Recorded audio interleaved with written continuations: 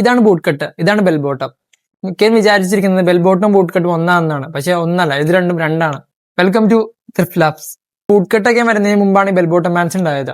Around 1800-കളിൽ അമേരിക്കയിലെ നേവിയിലുള്ള ആൾക്കാരാണ് ബെൽ ബോട്ടം പാൻസ് ആദ്യമായിട്ട് ധരിച്ചത്. ഇവനൊരു സാധാ പാന്റിന്റെ പേര് മുട്ട് വരെ ഒരു സ്ട്രേറ്റ് ഫിറ്റിൽ വന്നിട്ട് മുട്ടിന് താഴെ ഒരു വലിയൊരു ഫ്ലെയർ വന്ന ടൈപ്പാണ് ബെൽ ബോട്ടം ജീൻസ് കണ്ടുപിടിച്ചത്. ലൈക്ക് ഒരു ബെല്ല് പോലെയാണ് അതിന്റെ ഷേപ്പ്, അതുകൊണ്ടാണ് അതിനെ ബെൽ ബോട്ടം എന്ന് വിളിക്കുന്നത്. അതൊരു ജസ്റ്റ് ഒരു പാന്റ് മാത്രമായിരുന്നില്ല, ഇവർക്ക് വെള്ളത്തിലൊക്കെ ആയതുകൊണ്ട് പെട്ടെന്നൊക്കെ ജീൻസ് മേളിലേക്ക് മടക്കി വെക്കാൻ വേണ്ടി ഈ ഫ്ലെയർ സഹായിച്ചു.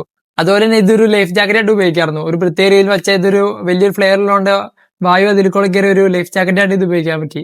നേവിക്കാർ ഉപയോഗിച്ചിരുന്ന ഈ ഒരു പാൻസ് 1960 സാധാരണക്കാരിലേക്ക് എത്തി. അന്ന് ഹോളിവുഡിൽ ഉണ്ടായിരുന്ന മിക്ക നടന്മാരൊക്കെയും ഈ ഒരു സ്റ്റൈൽ കോപ്പി ചെയ്ത് തുടങ്ങി. നമ്മുടെ ഇവിടെയുള്ള അമിതാഭ് ബച്ചനും നമ്മുടെ മലയാളത്തിലുള്ള സ്വന്തം ജയനും നസീറൊക്കെയും ഒരു ട്രെൻഡാക്കി മാറ്റിയായിരുന്നു. കേരളത്തിലൊക്കെ അന്ന് നമ്മുടെ വല്യപ്പന്മാർ വാപ്പന്മാരൊക്കെ യൂസ് ചെയ്തിട്ടുണ്ട്.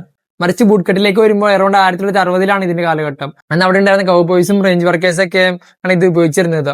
സാധാ ഒരു ബെൽ ബോട്ടം പാനിൽ ഒരു ഹൈ ഫ്ലെയർ ആണെങ്കിൽ ഈ നമ്മുടെ ബൂട്ട് കട്ടിലേക്ക് വരുമ്പോൾ അതൊരു ചെറിയൊരു ഫ്ലെയർ ആയിരുന്നു. ഇവൻ ആ ഒരു ബൂട്ട് മൂടാൻ ഭാഗത്തിന് മാത്രമുള്ള ഒരു ചെറിയൊരു ഓപ്പണിംഗ് ആണ് അതിലുണ്ടായിരുന്നത്. നിങ്ങളുടെ ബൂട്ട് കട്ട് ഇഷ്ടപ്പെടുന്ന ഫ്രണ്ട്സിനൊക്കെ വീഡിയോ ഷെയർ ചെയ്യുക.